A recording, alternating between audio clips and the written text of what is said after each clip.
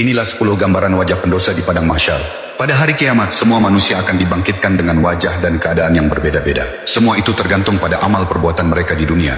Sebagaimana firman Allah dalam surah Al-Zalzalah ayat 6 yang artinya, pada hari itu manusia keluar dari kuburnya dalam keadaan berkelompok-kelompok untuk diperlihatkan kepada mereka balasan semua perbuatannya. Yang pertama, berwajah seperti monyet. Mereka adalah orang-orang yang ketika di dunia suka menyebarkan fitnah di antara manusia. Kedua, berwajah seperti babi.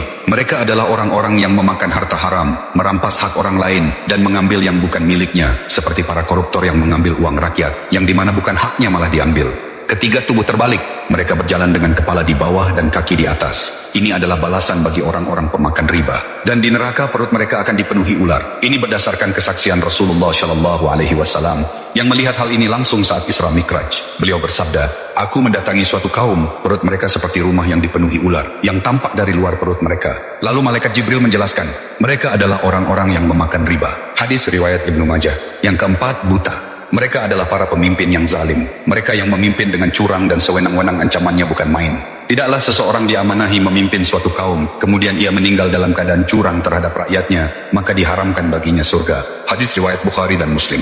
Kelima, bisu dan tuli. Mereka adalah orang-orang yang sombong dan bangga dengan amalannya. Mereka merasa telah berbuat banyak kebaikan, tetapi tidak menyadari bahwa di akhirat nanti, mereka akan menghadapi azab yang sangat mengerikan. Andai saja mereka tahu, kesombongan itu justru akan membawa kesengsaraan bagi mereka. Keenam, mengunyah lidah sendiri. Ada orang yang menggigit lidahnya sendiri hingga menjulur ke dada.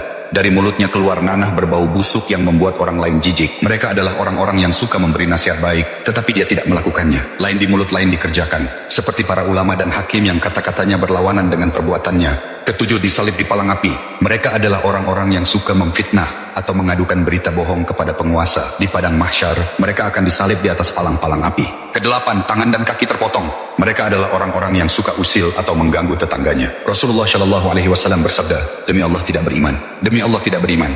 Demi Allah tidak beriman." Para sahabat bertanya, "Siapa itu wahai Rasulullah?"